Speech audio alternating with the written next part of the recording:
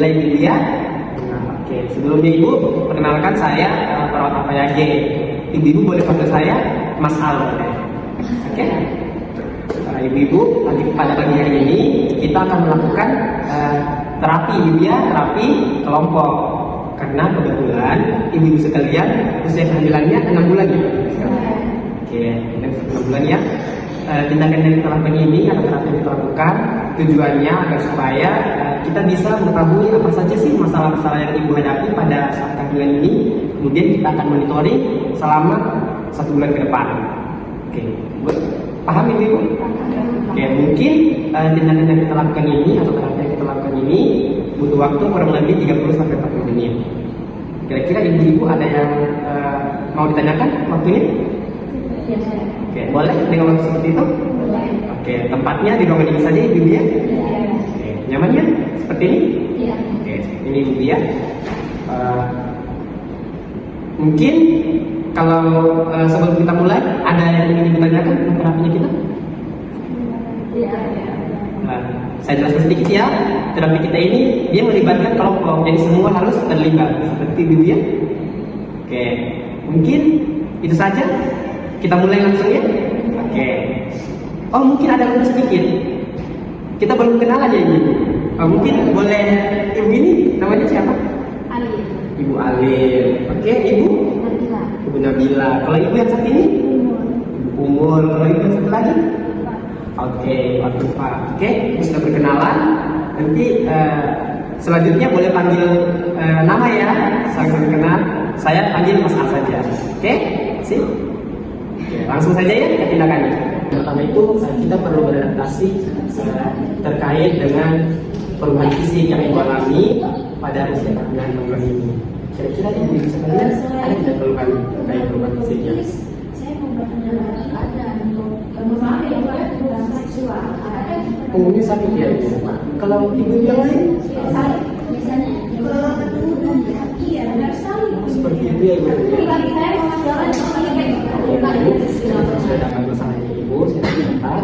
Mungkin nanti kita bisa melakukan terapi ibu. Bagaimana sih caranya agar supaya nyeri belakang itu bisa berkurang. Mungkin kita bisa mulai dari bagaimana cara kita baik. Bagaimana ibu? Setuju? Oke, sebelumnya saya akan praktikkan dulu ibu ya. Seperti apa?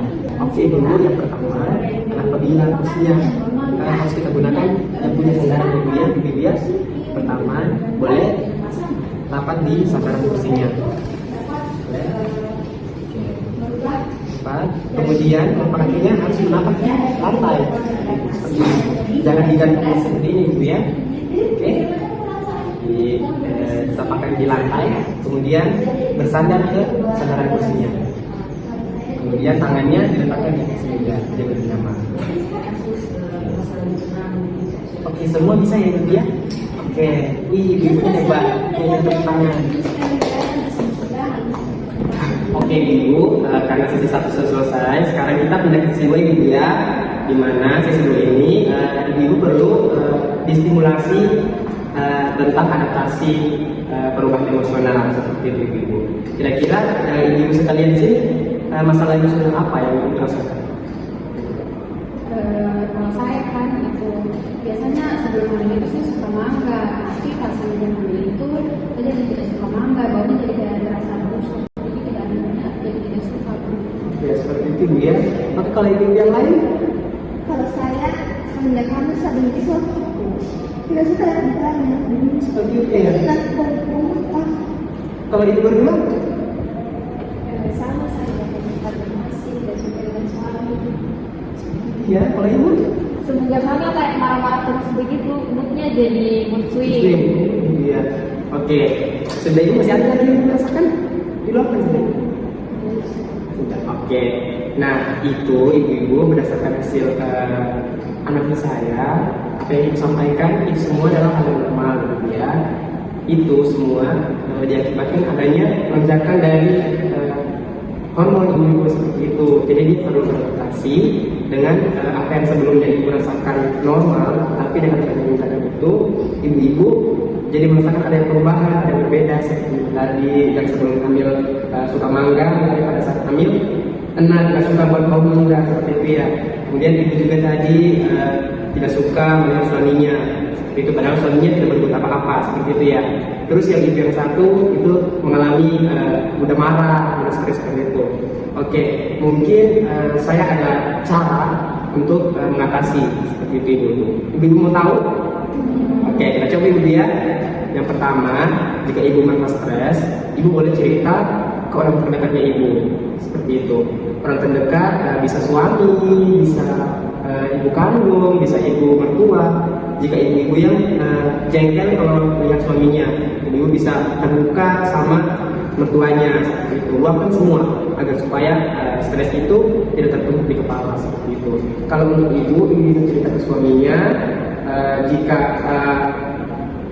membawa mangga tidak perlu dibawa ke hadapan ibu karena ibu tidak suka seperti itu. Kemudian ada cara yang kedua ibu, kalau ibu suka marah, mungkin ibu bisa duduk santai seperti yang sudah saya ajarkan tadi. Kemudian tarik nafas dalam, tahan 3 detik, hembuskan. Itu mungkin akan dapat membantu menghilangkan stres dari ibu salah satunya.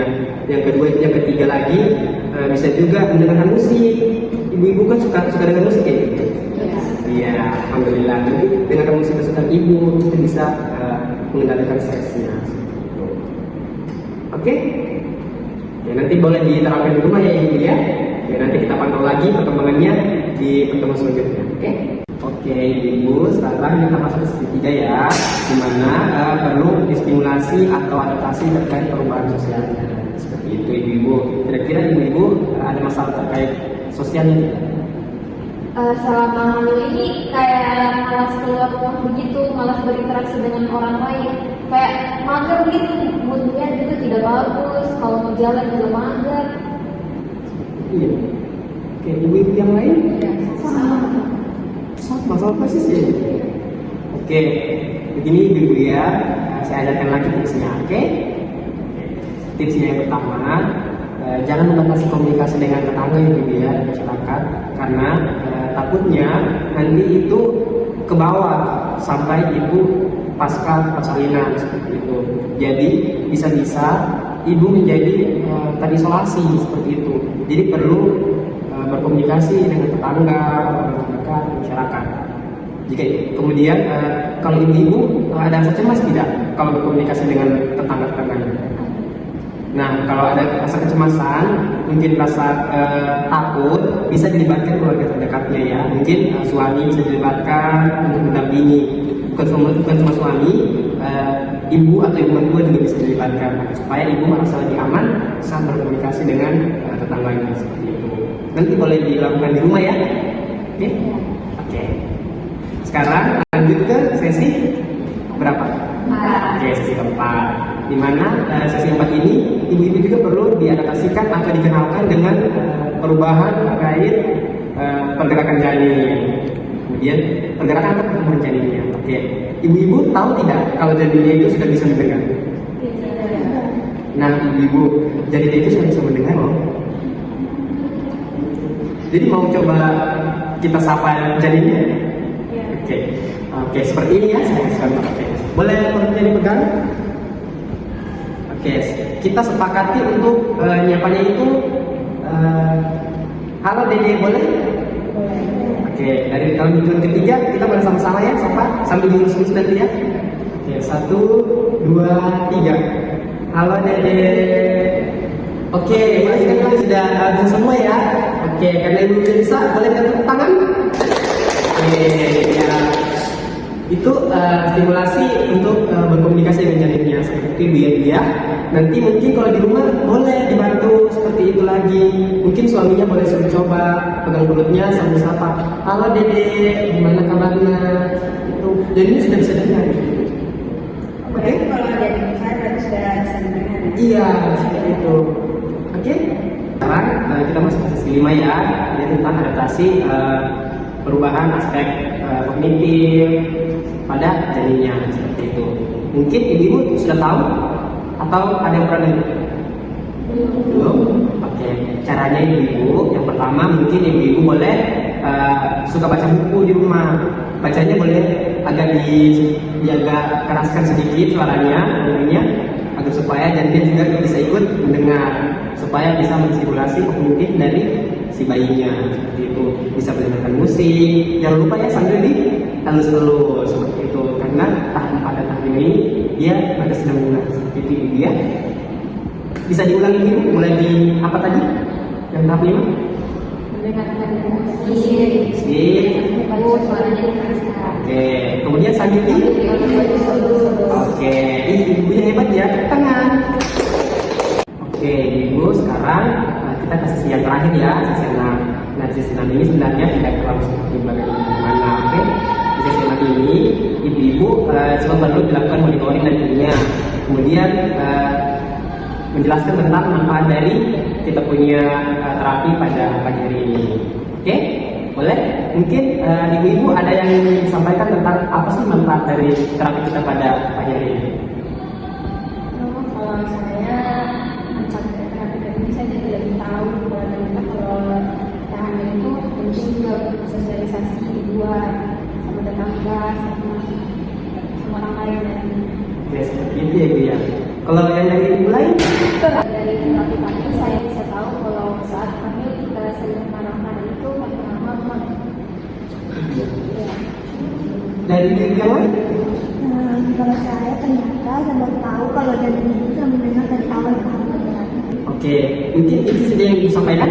Masih ada? Oke, baik ibu, mungkin itu saja latihan kita dulu pada pagi hari ini. Nanti kita jadwalkan kembali ya ibu ya. Bagaimana kalau kita jadwalkan itu setiap bulan 4 kali? Boleh? Oke, nanti ini kan berarti dia 1 minggu 1 kali. Oke, minggu ini kan sudah terlaksana. Kira-kira untuk minggu depan maunya di hari apa? di hari Minggu boleh atau hari Sabtu. Kalau hari Minggu gimana? Sepakat kita? Iya, Sabtu. Hari Minggu. Oke, nanti di hari Minggu minggu depan kita ketemu lagi minggu ya dengan topik yang sama, karena kita perlu monitoring apakah ada perubahan yang dirasakan hari ini dengan minggu selanjutnya. Mungkin ada perubahan terkait tindakan yang sudah kita lakukan nanti, kemudian ini bisa terapkan di rumah. Siapa tahu ada perubahan terkait masalah itu. Oke? Oke, kemudian ibu setelah kita melakukan ini, kira-kira perasaan ibu seperti apa? Sudah agak tegang. Seperti itu ya. Yang lain? Lebih banyak hal. Lebih banyak tahu ya informasi. Oke. Alhamdulillah ibu ya lebih banyak tahu. Oke, mungkin itu saja dulu pertemuan kita karena waktunya sudah cukup. Kita akhiri dulu ya, nanti kita ketemu di minggu depan di hari. Oke, kalau jamnya sore atau pagi? Oke, pagi ya. Mungkin pagi boleh jam 8. Oke, jam 8. Oke, mungkin itu saja. Kita cukupkan dulu. Oke, assalamualaikum warahmatullahi wabarakatuh.